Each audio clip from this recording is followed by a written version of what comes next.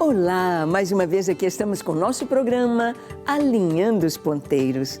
Isto mesmo, como é maravilhoso a gente ter a vida alinhada por dentro, por fora e sabermos o que está acontecendo ao nosso redor, conferindo tudo na Palavra de Deus.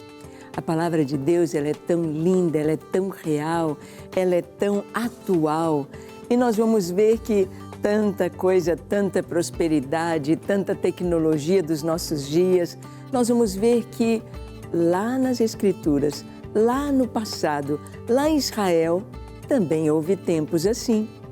Isto mesmo, queremos conversar sobre um tempo de prosperidade e de muitas invenções em Israel.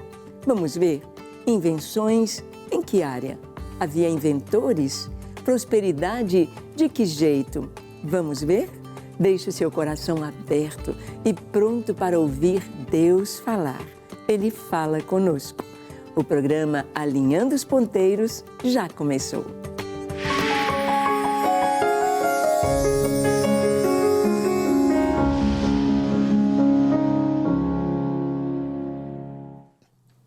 Muito bem, às vezes nós olhamos os nossos dias e vemos tanta tecnologia, vemos tantas invenções, vemos tanta criatividade, vemos os homens colocando todo o seu potencial para trazer tranquilidade, segurança, lazer, para trazer a melhor forma de viver através de invenções, através da tecnologia.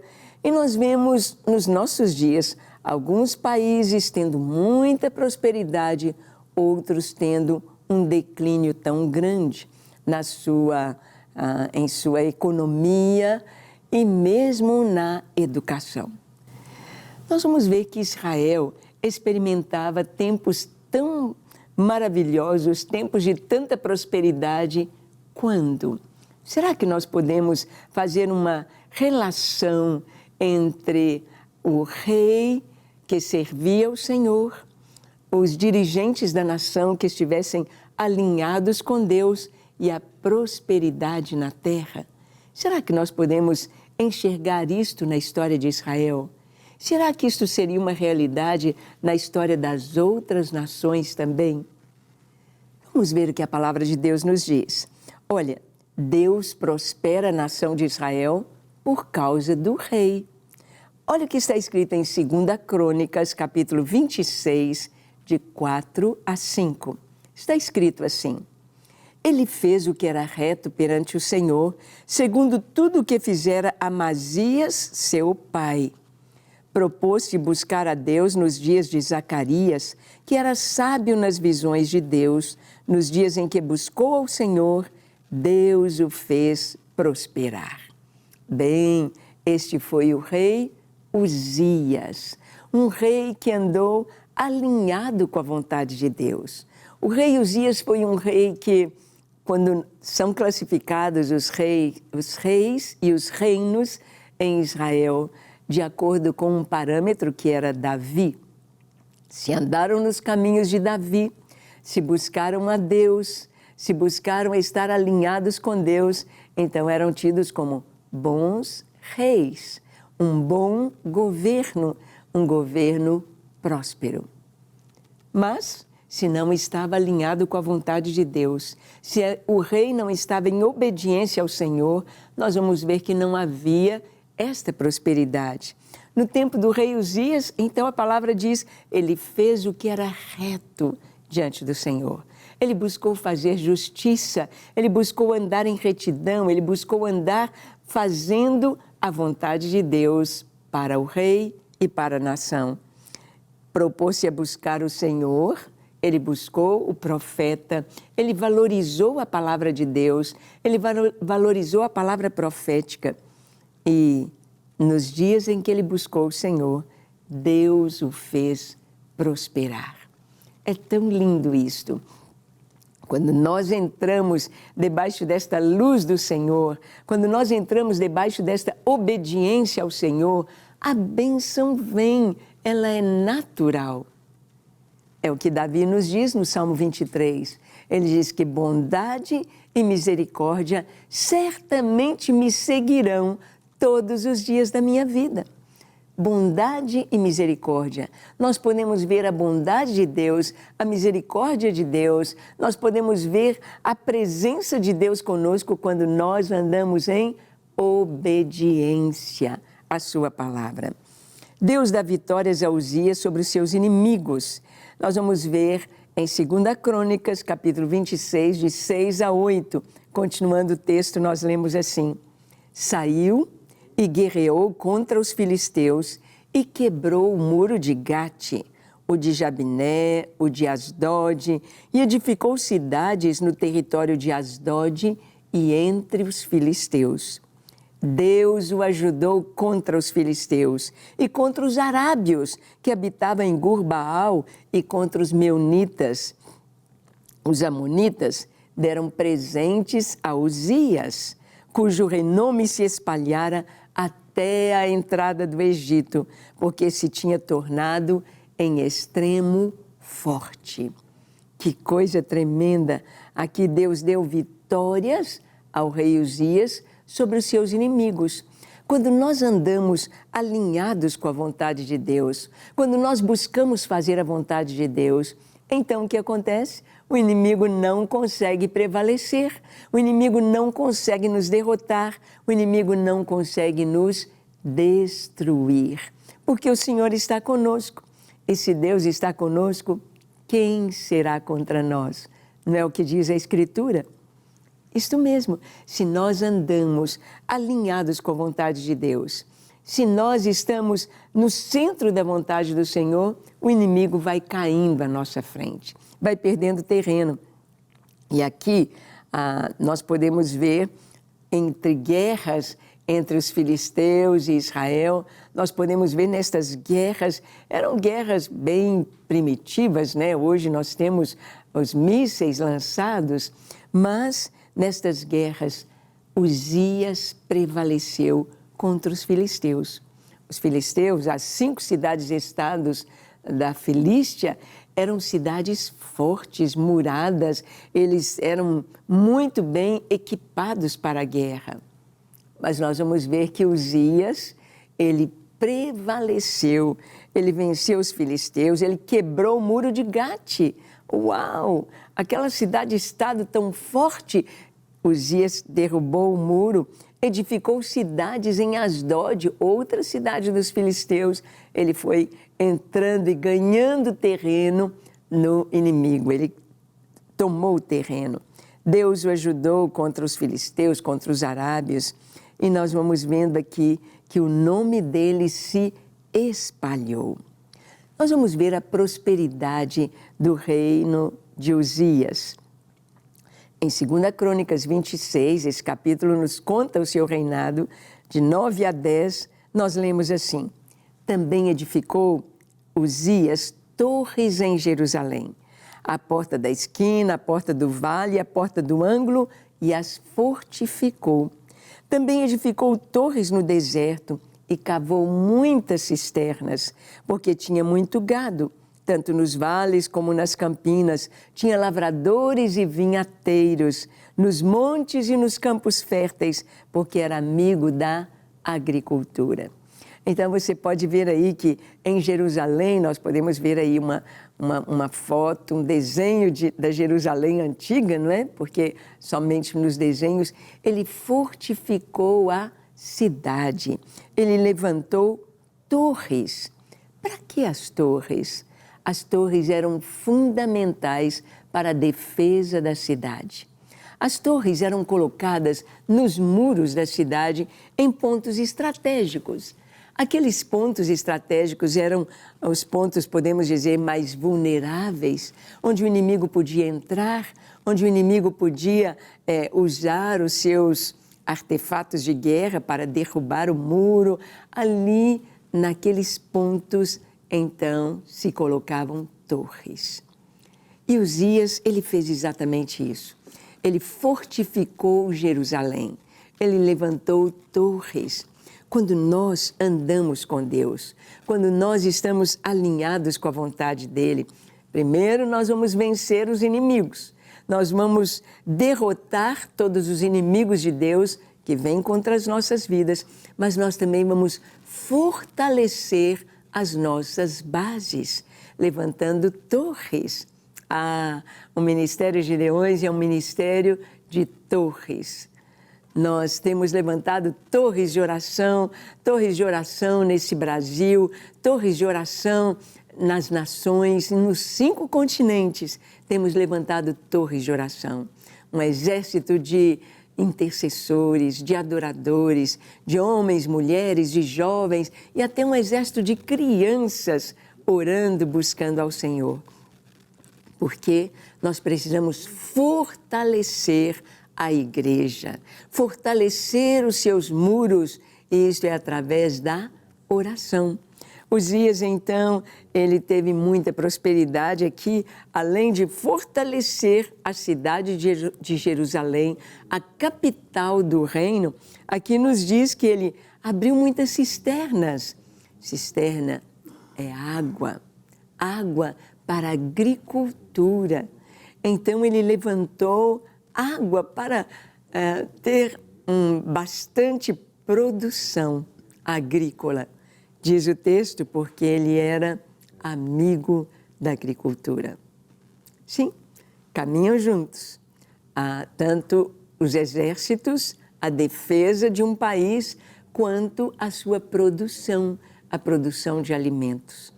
Uzias, então, teve a bênção do Senhor, andou com o Senhor. E nós vemos isto, uma nação é abençoada quando o seu líder, quando o seu rei, quando aquele que está dirigindo a nação está alinhado com Deus, a bênção vem.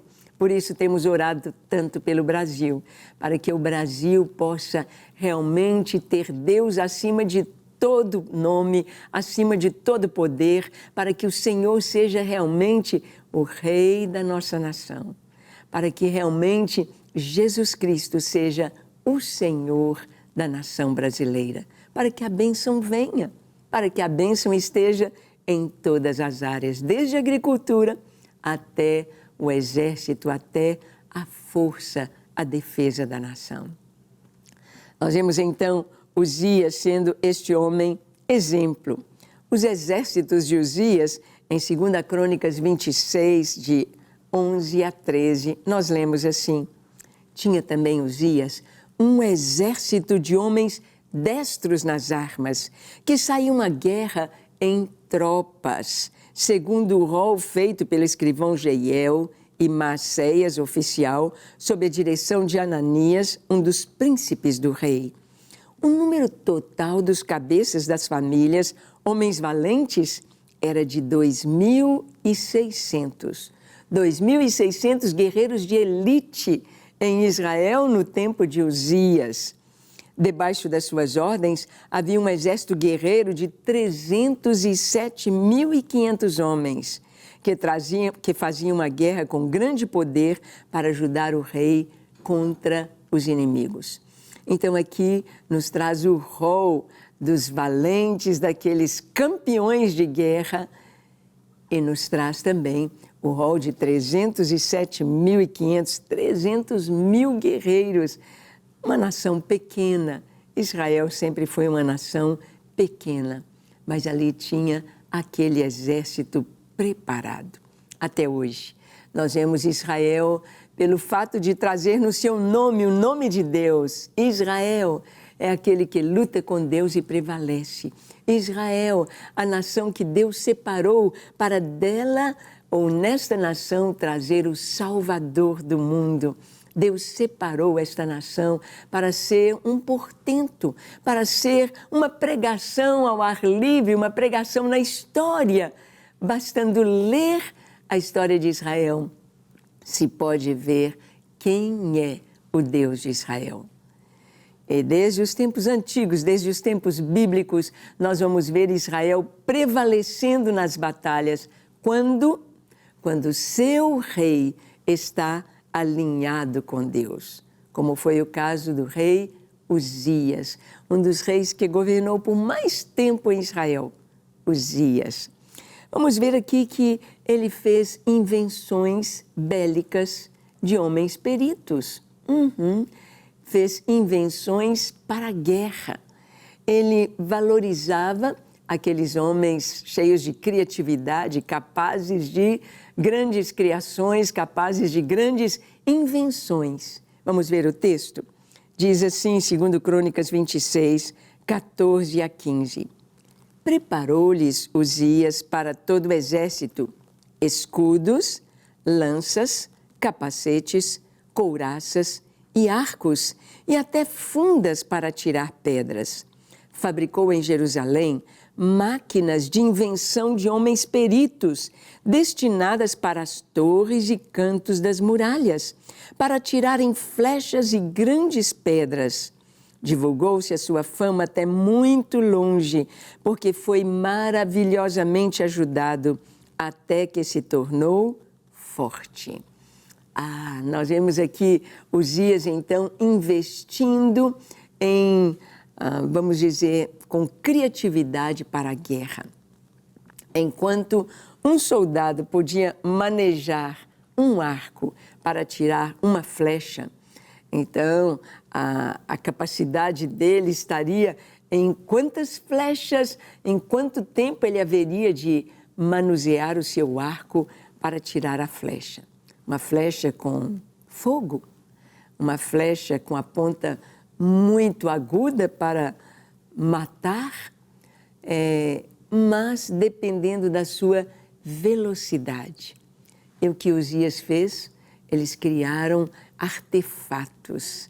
Eles criaram artefatos de guerra para alcançar mais longe, mais rápido e com mais eficiência. Então, através de lançar-se pedras, era uma forma, porque a guerra era corpo a corpo, os inimigos vinham contra a cidade lá da muralha e dos cantos da muralha. Então, se colocavam aqueles, vamos dizer, aqueles artefatos de guerra, aquelas invenções para tirarem 100 flechas de uma vez.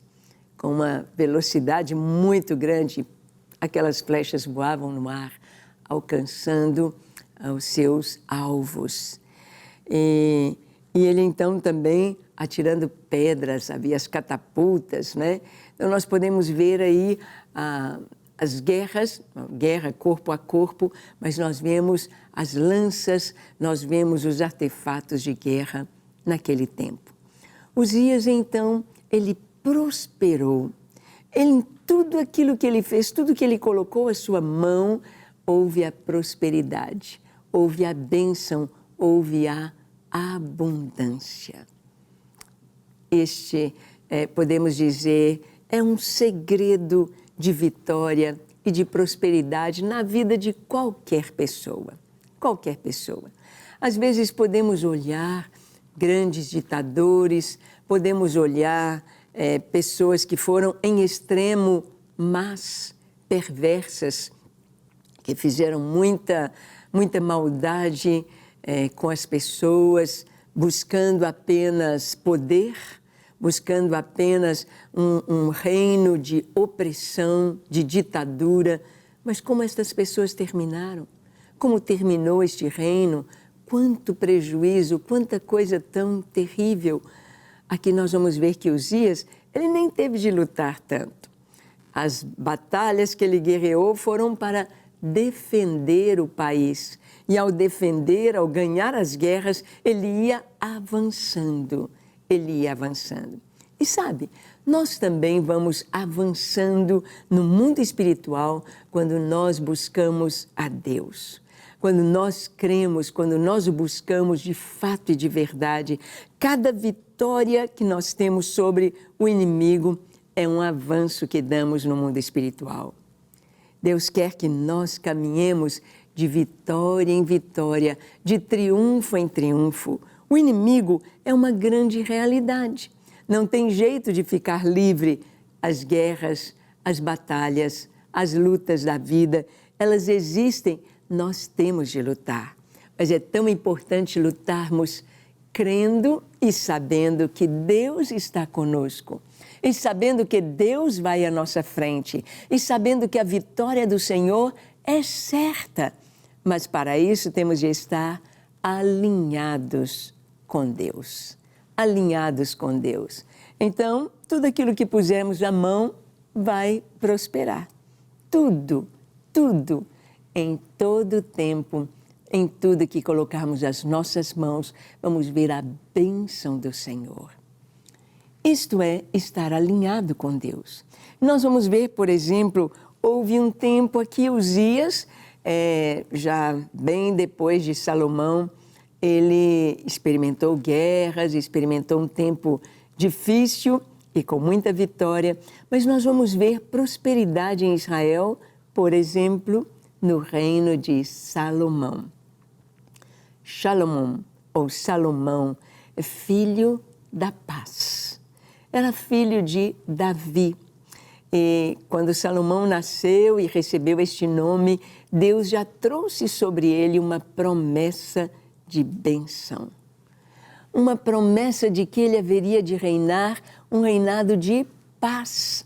Tanto que o reinado de Salomão é um tipo do reinado de Jesus. Paz, paz. Davi teve muitas guerras. Davi foi um guerreiro. Davi teve de lutar contra muitos inimigos. Davi enfrentou muitos perigos. A vida de Davi não foi fácil. Foi uma vida muito difícil, de guerra, de luta, de muita vitória, de muita experiência com Deus, mas de muita batalha. Tanto que Deus disse a Davi: não, Davi, você não poderá edificar um templo para mim. Porque, Davi, as suas mãos estão cheias de sangue, você batalhou muito, você guerreou muito, você lutou muito, mas o seu filho vai levantar o templo.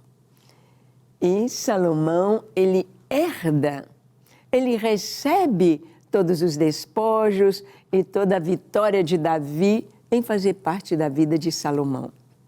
Existem nas gerações, algumas gerações de muita batalha, algumas gerações de muita luta, algumas gerações muito difíceis, com muitos inimigos, mas os que vêm depois já recebem a paz, a tranquilidade. Muitas vezes o pai tem de lutar muito para que a família possa prosperar e os filhos já vão receber de uma maneira mais tranquila tudo que seus pais plantaram. Assim foi com Salomão. Vamos ver aqui, 2 Crônicas, capítulo 1, de 14 a 17, vai nos falar da prosperidade de Salomão, ou de Salomão. Vamos ver? Está escrito assim: Salomão ajuntou carros e cavaleiros, tinha 1.400 carros e 12.000 cavaleiros, que colocou nas cidades para os carros e junto ao rei em Jerusalém. Fez o rei em Jerusalém que houvesse prata e ouro como pedras, e cedros em abundância como os sicômoros que estão nas planícies. Os cavalos de Salomão vinham do Egito e da Cilícia, e comerciantes do rei os recebiam da Cilícia por certo preço. Importava-se do Egito um carro por 600 ciclos de prata e um cavalo por 150, nas mesmas condições.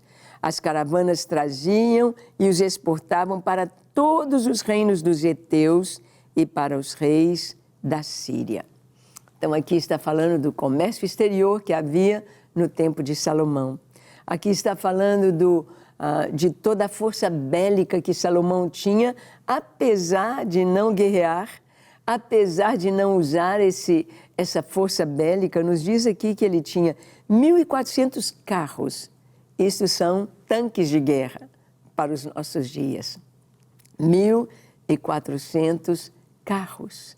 Estes carros implicavam em ginetes, em soldados destros no manejo destes carros, dessas bigas de guerra. E ele tinha, diz aqui, 12.000 cavaleiros. Muita gente passava pela escola, não é?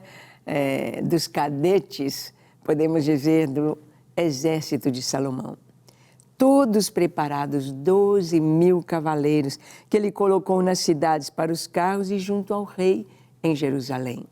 Então, a locomoção de Salomão indo para o norte do país, para o seu palácio de inverno, lá em cima, junto do Monte Hermon, ou palácio de verão, lá perto de Jericó, ao sul, junto ao deserto da Judéia, seu palácio de verão, toda essa caminhada, essa trajetória, e andando pelo país com tanta tranquilidade, com tanta riqueza, com tanta prosperidade, assim foi no tempo de Salomão. Aqui o texto diz que prata e ouro era como pedra, tinha tanta prata e tanto ouro. O dinheiro corria solto, era tempo de prosperidade. As pessoas dizem, ai, que tempo bom ter prosperidade. Mas a prosperidade também pode servir como uma pedra de toque para provar o nosso amor por Deus. A bênção na nossa vida é uma consequência de estar alinhado com Deus. Mas, muitas vezes, a pessoa valoriza tanto a riqueza, olha tanto para a riqueza, que se esquece da maior riqueza, que é Deus. Salomão, ele ficou tão rico, ele investiu tanto, ele tinha tanto, mas no final ele começa a se distanciar de Deus. Ele começa a esfriar na sua fé. É um risco que as pessoas correm, um risco de esfriar na fé. Eu me lembro de um irmão na igreja que disse, olha, eu sonhei tanto em ter um sítio. Eu queria ter um sítio e consegui ter um sítio muito bonito, muito agradável, mas assim que eu tive o sítio, eu comecei a desviar, a esfriar, porque o tempo que eu tinha para ir ao sítio era no final de semana. Final de semana era no tempo dos cultos da igreja.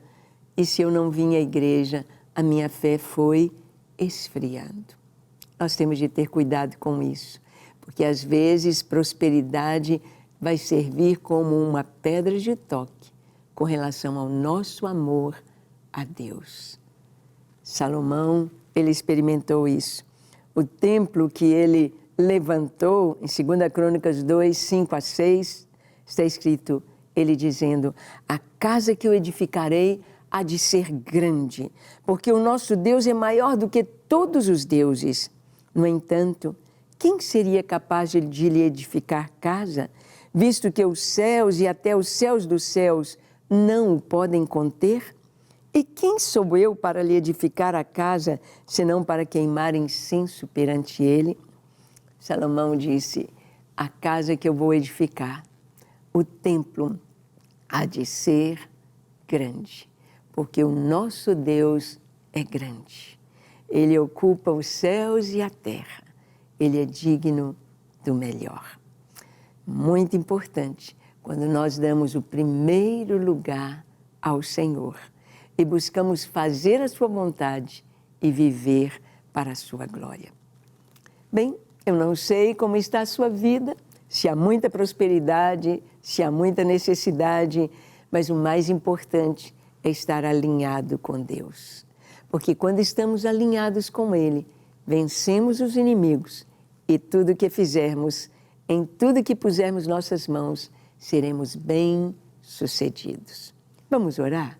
Feche seus olhos, curve a sua fronte e ore comigo agora, dizendo assim, Senhor, eis-me aqui em Tua presença. Eu louvo o Teu nome, te bendigo e te agradeço, Senhor, por tudo que o Senhor tem feito em minha vida. Te entrego o meu coração com tudo que sou, com tudo que tenho. É Teu, Senhor.